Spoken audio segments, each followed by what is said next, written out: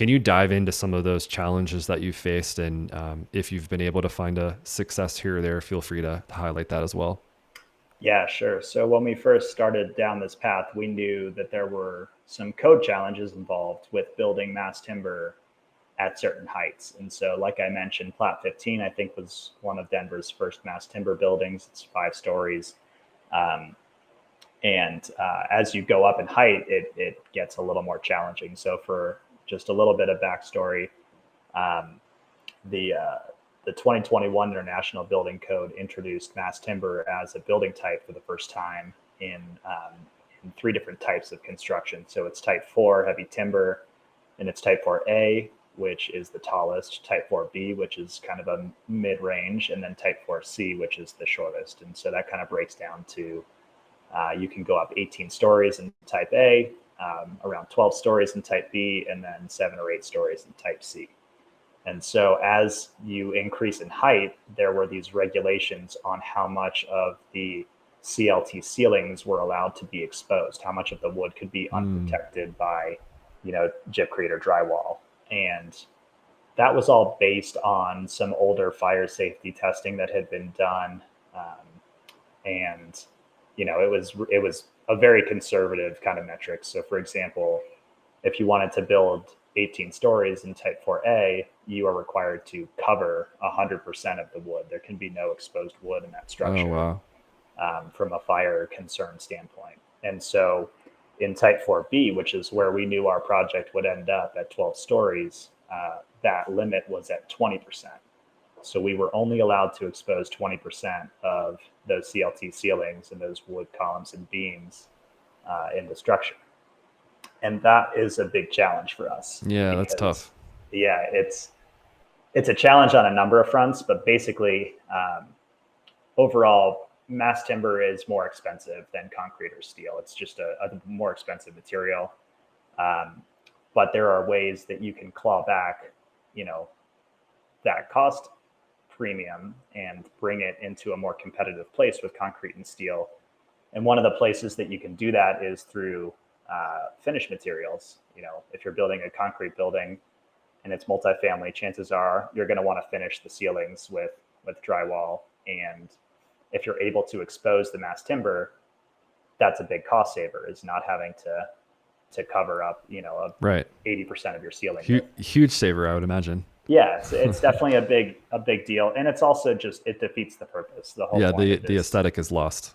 yeah, you lose the aesthetic, but also you're covering this renewable resource that's storing carbon with a toxic, non-reusable, and non-renewable Right. resource like drywall. Hmm. And so it didn't work for a number of reasons. And so when we started, we knew that would be a hurdle we were going to have to figure out, or else we couldn't build this building.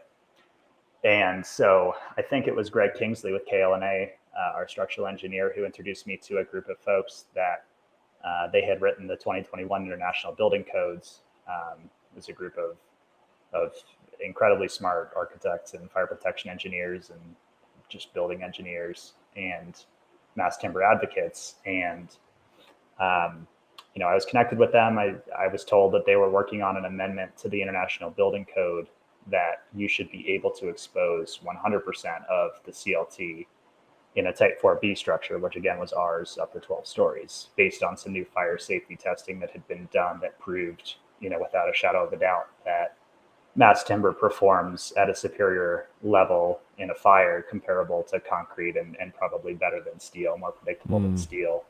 Um, and so I got linked up with this group of people, and I said, "Hey, we're building this project. We need this amendment to go through. How can we help?"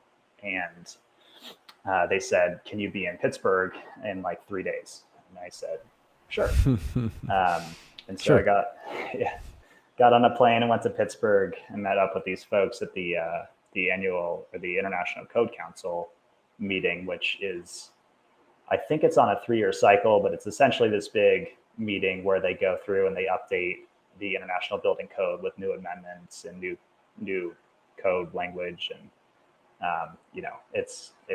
it was a very interesting convention. And so I went out there with this group of people. Again, I am completely unqualified to be there, um, but they were there to testify in support of this amendment that they had put forth to the Code Council that we should be able to expose 100% of the timber. And so I was there with this group. We testified in support.